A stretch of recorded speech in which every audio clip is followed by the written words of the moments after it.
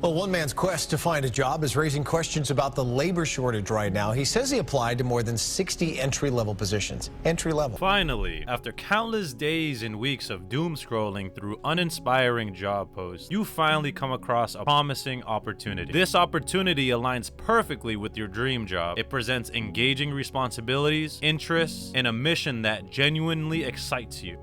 It gets even better. The position is labeled as entry-level. Perfect, right? Not so fast. Just below in the description, you see that the organization requires applicants with a minimum of 2 years of experience. You're probably thinking, but isn't an entry-level job meant for individuals with no prior experience? Luckily, we're here to break it down for you. Back in the day, entry-level jobs used to be the way for fresh graduates to kickstart their career. But guess what? Today, most, if not all of these gigs want you to bring experience to the table before they can let you sit with the big kids. Madness, right? If you've graduated from university or tried to land your first job recently, you've probably noticed this crazy new trend. Like a magic act, entry-level positions are vanishing by the second. There is this mind-boggling analysis of nearly 4 million job postings on LinkedIn since 2017. Interestingly, about 35% of the so-called entry-level jobs were asking for years of experience. How are you supposed to have experience if it's your first job? In some industries, it gets even wilder. Take software and IT services, for example. Over 60% of the entry-level listings there demanded 3 or more years of experience. It's like asking a toddler to sing, but they can barely even spell out the alphabet. Now, here's the kicker. That first job is more crucial than ever. Alan Seals, the economics professor of Auburn University, swears it's the make or break moment in your career. Those first 3 years set the tone for everything that follows. So, you're probably wondering, how in the world do I get that first job now? Get straight A's? Have perfect attendance? Eat all your veggies? Nope. It's not as easy as just being motivated and waving around your college degree like it's your golden ticket to get into Willy Wonka's chocolate factory. Nah, you really want to know the key to landing that first-time job right out of university? Well, it's a few things. The popularity of internships. The internship scene is booming like crazy these days, and that means loads of young folks are boosting their resumes before they even graduate from college. It's becoming super common for students to dive into their first internship right after their first year. Internships, like college, are opportunities for students to learn a new role or skill before being compensated for their contributions. And like college, internships have officially become the gateway to entry-level jobs for graduating students. Also, it's becoming increasingly common for students to pursue more than one internship at a time. As a result, the dynamics of the entry-level job market are affected in several ways, impacting everyone across the board. First off, companies love it because they can save some serious cash by having interns do the work without shelling out for junior employees. It's gotten to the point where students are collecting internships like Ash from Pokemon, collecting gym badges. I mean, adding more experience to your resume shouldn't hurt, right? And for those who don't, well, they're typically ghosted after each interview. And paid internships? Good luck.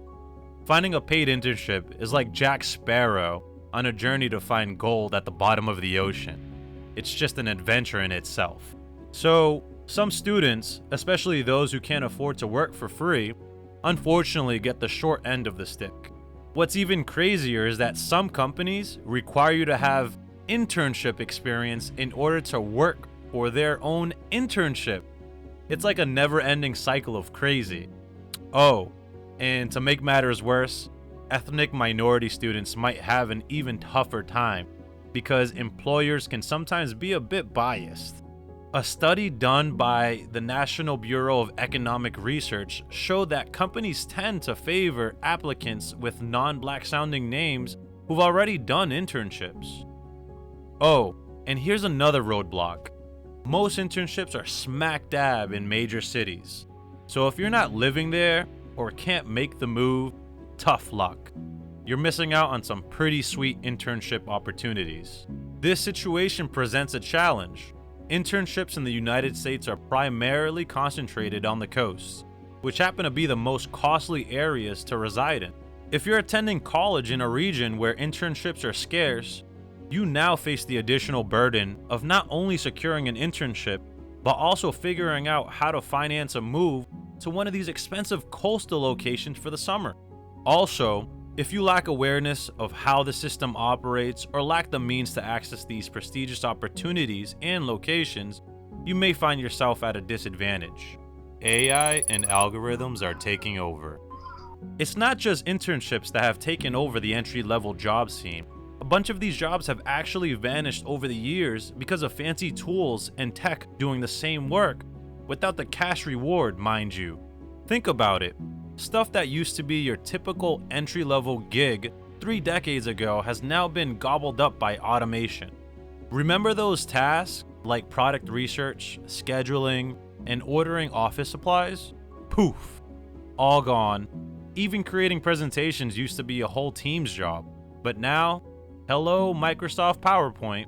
The workload that once required a bunch of fresh-faced employees can now be handled by just one person. And that too in a fraction of the time. At this point, that one person most likely has been replaced by AI. It's a massive boost in efficiency, doing more with less, of course. But the downside is, it's wiped out a bunch of those admin-style roles that you or anyone else were able to work. So, what's left at the entry level? Well, it's those jobs that demand more people skills, bigger responsibilities, or dealing directly with customers. And as you probably know now, most companies aren't too keen on entrusting these much-needed roles to brand new graduates. A bit unfair, right? We've got roles like customer service, claims management, and project management, and they demand some serious skills and know-how. But here's the thing, hiring fresh grads has become a bit of a head-scratcher for many employers. Why, you ask? Well, it's all because of these fancy automated job application systems. It's made life tougher for entry-level peeps who could totally nail the job, but might not have the right buzzwords on their resume. And let's not get started on the hiring process itself. It's kinda messy. With the ability of simply hitting that easy apply button, everyone's applying to like a gazillion jobs in a flash. As a result, talent acquisition teams resort to algorithms to filter candidates based on specific keywords and skills. The system is upside down. Clearly, the entry-level job market is extremely questionable right now. Knowing that your degree alone isn't going to land you that solid gig of your dreams can not only mess up your career, but also your mindset. The data and statistics back this fact. Approximately 43% of college graduates find themselves in jobs that don't require college education for their first employment post-graduation. Also, around 2/3 of these individuals remain underemployed for the subsequent 5 years. Oh, and you know what's even worse? The wage gap between those in college-level jobs and those stuck in gigs that don't use their degree is a whopping 22%. That's like over $100,000 less in earnings during their first 10 years of work. Ultimately, this affects people who can't afford to work internships pro bono or who don't have the same opportunities to get them. And the irony of all of this, even if you worked your butt off at some minimum wage or service job, all while studying, it's still not gonna guarantee you a position in your field of study once you graduate, beating them at their own game. The system we ended up with now is pretty flawed. But until we can work out a new system to roll with, we'll just have to find ways around this one. Imagine you just graduated from college, you're excited to get out there, but you find out that your dream job is miles and miles away and you have little to no money saved. So, to fulfill that dream, you end up working at some restaurant serving guests, walking dogs as a dog walker, or whatever hustle gets you closer to your dream the fastest.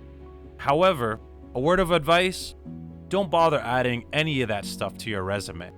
Why? Because if any job you pick up to earn some extra cash isn't aligned with your dream job, it isn't needed nor relevant. Now, when it comes to the algorithm and hacking our way through those fancy automated job search systems, sometimes the best trick is to just go around them. So, what do I mean? Well, breaking in by sneaking past the automated pipeline would be the best way to get your resume in front of a hiring manager who might actually read it. Another great option is to network with people who are already doing the job you want and get chatty with them. Companies love interviewing as well as hiring people who are referred by their own employees, especially if they share a similar job role. But hold on, there is some light at the end of the tunnel. Sure, some jobs may have been lost to PowerPoint and aren't coming back, but remote work is becoming much more popular, opening up internships and as well as job opportunities beyond the big cities. However, we can't just sit back and wait. To keep loads of qualified people from being stuck at dead-end jobs, we need a major paradigm shift. That could mean ditching those one-size-fits-all systems for sorting job applicants, rethinking what skills actually matter, and expanding the definition of relevant experience. Here's a thought. Instead of obsessing over years of experience or technical know-how listed on your resume, maybe it's time to start showing off what you've accomplished, your unique characteristics, and your potential. The bottom line is, whether you're a seasoned pro or starting out as a noob, what really matters is proving to your future self that you're the one for the job. It's all about showcasing the full package of skills and achievements you bring to the table, not some random count of work experience on your resume. Keep it real, and you'll get there. If you enjoyed this content, please like and subscribe for more. Where money matters, we'll see you on the next one.